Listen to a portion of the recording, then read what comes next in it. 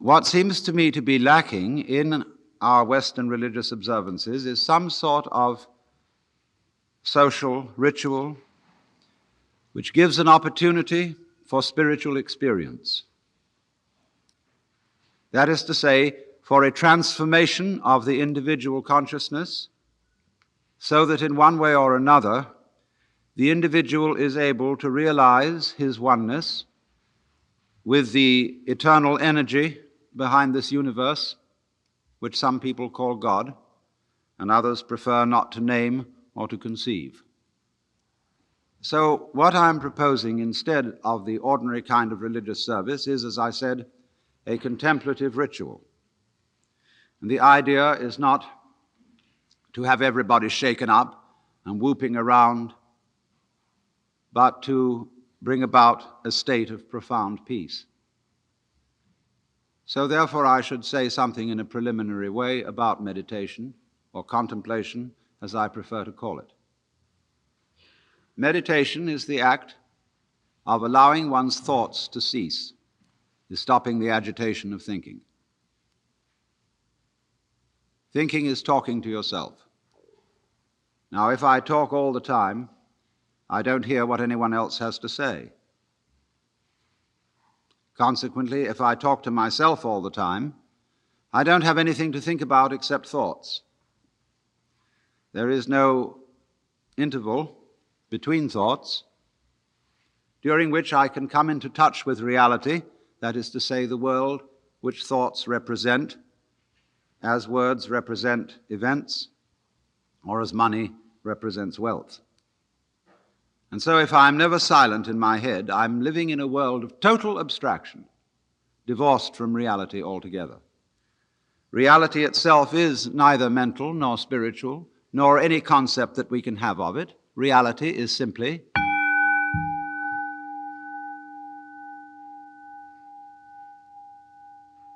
Now, therefore, to meditate, you might think that we attempt to suppress thought. We do not do that. Because you cannot meditate, let me put that in a more emphatic way. You cannot meditate. You, your ego image, can only chatter. Because when it stops, it isn't there.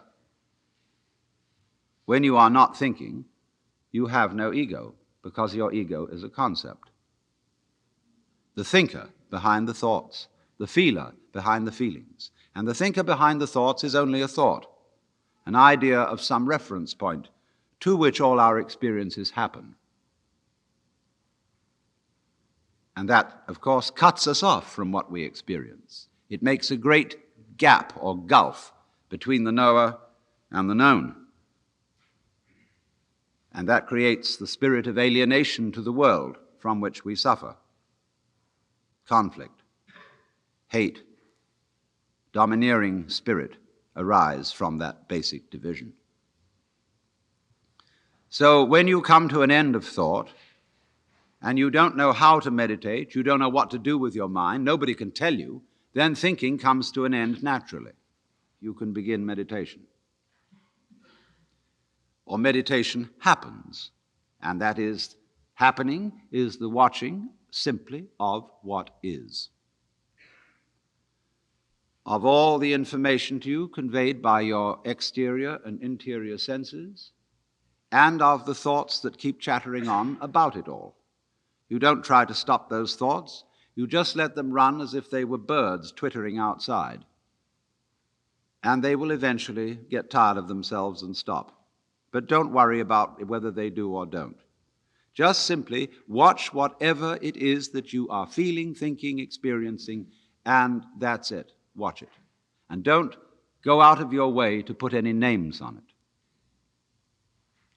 That's really what meditation is. And you see, you're not expecting any result. You are in meditation in an eternal present. You're not doing it to improve yourself. You found you can't do that. Your ego can't possibly improve you because it's what's in need of improvement. Your ego can't let go of itself because it is a complex called clinging to oneself. That's what it is by definition. So it's just something that evaporates. when it is understood that it is unable to achieve a transformation of consciousness, mystical experience, the vivid sense of union of individual and cosmos. So, one of the easiest ways to enter into the state of meditation is therefore listening to what is, using the sense of sound. When you listen to sound, you listen to it, just the random sounds, that are going on in the room, in the street, as if you were listening to music, without trying to identify its source, name it, or put any label on it at all. Just enjoy whatever sound may be going on. Just listen. Now we can go on from that listening to making sound ourselves and also listening to it. And instead of making sound, we learn the knack of letting it happen through us. So then, we get to what is in India called the use of mantra. Words, sounds chanted, not for their meaning, but for their sound. And thus everything that will occur in the following celebration will not be in the English language. It is not intended to be understood in a discursive and intellectual sense. You are asked only to dig the sound. And I use the word dig advisedly because it means something a little more than appreciate. It means enter into, penetrate, get right to the bottom of. Because when you are listening to sound, and when you are letting sound hum through you, this is one of the most obvious manifestations of the energy of the universe.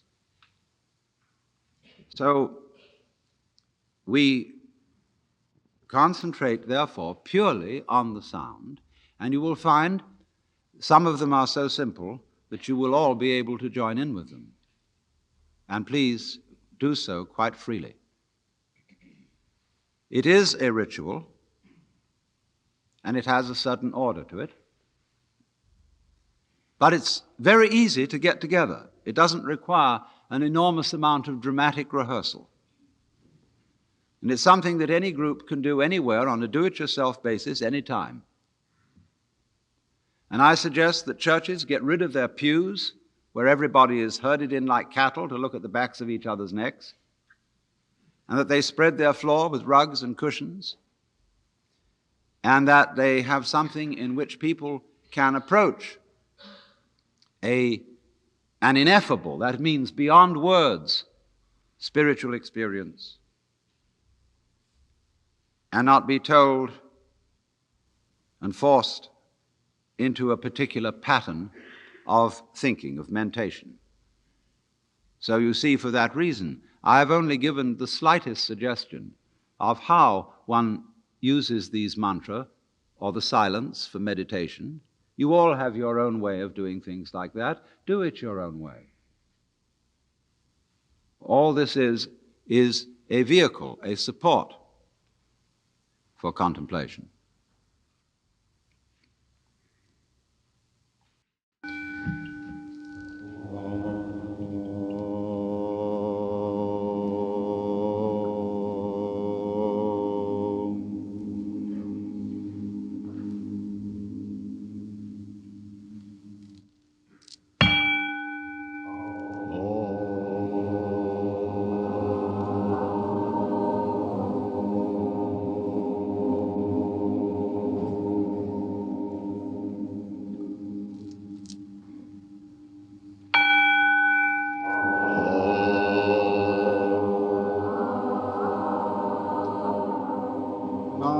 Tassa bhagavato arahato samma sambuddhassa.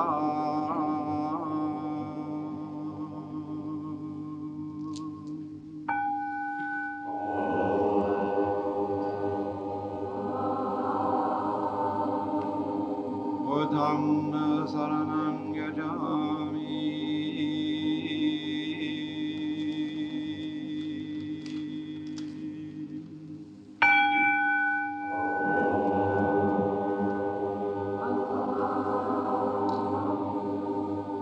Dhammam saranam gacchami.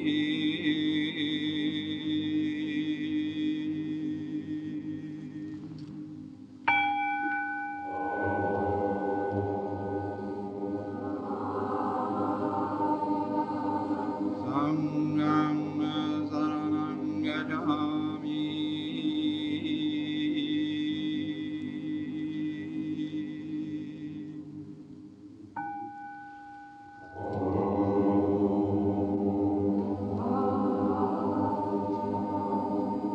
Panatipata veramani sikapadam samadhiyami.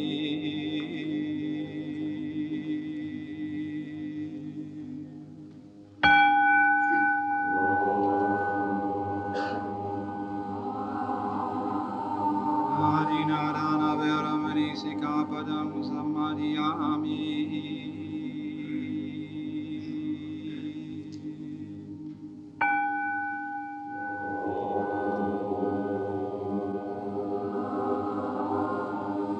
Kamesu vichara veramani sikapadam samadhiyami.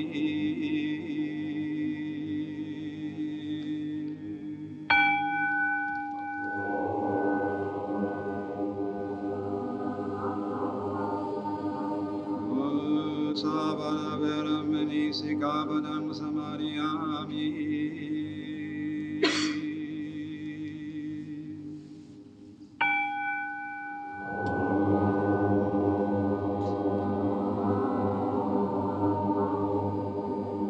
Suramirya Majapamadana Veramani Sikapadam Samadhiyami.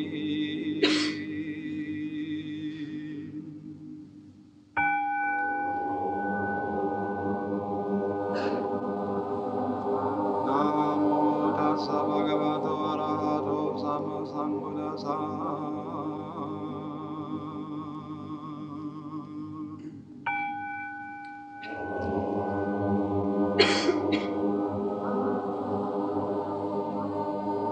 Om Mahavairokana Tathagata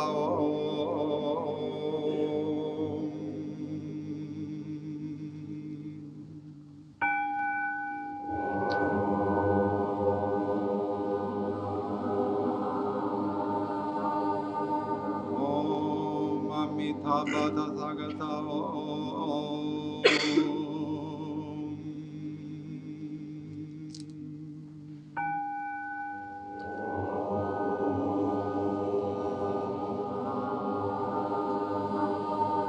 Om Aratna Sambhava Tathagata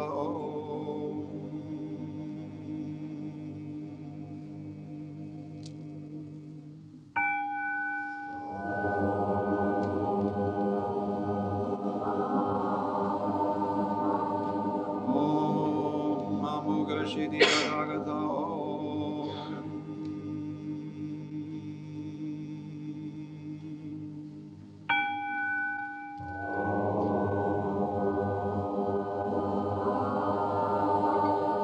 Om Akshobhya Tathagata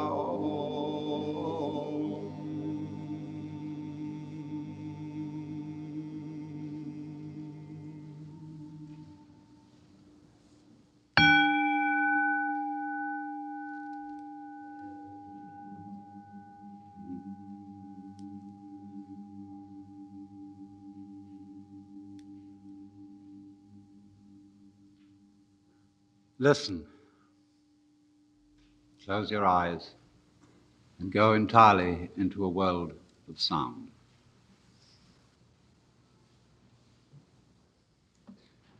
If I should say anything to you during this silence, just listen to the sound of my voice and don't worry about the meaning of the words. Your brain will take care of that by itself. The air which is playing with your ears is also playing with your lungs. If you let your lungs breathe as they wish to, without helping them, watch what they do. When they feel like breathing out, let it go out, but don't assist. When it feels like coming in, let it come in, but don't pull. Are you breathing, or is it breathing you?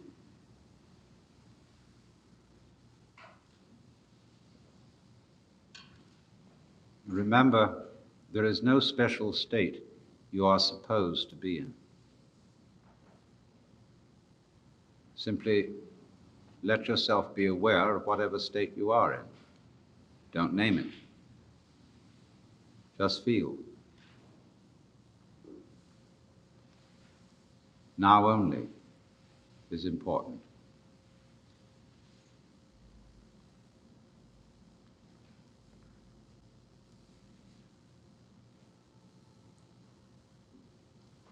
Now would you gently allow a sound to arise in your imagination, in the ear of the mind, a sound that is pleasing to you and which you would feel natural humming. And letting your breath sort of fall out easily and naturally.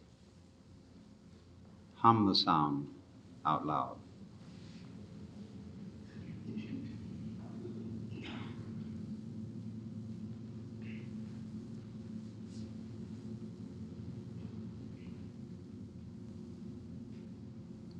Let it get louder.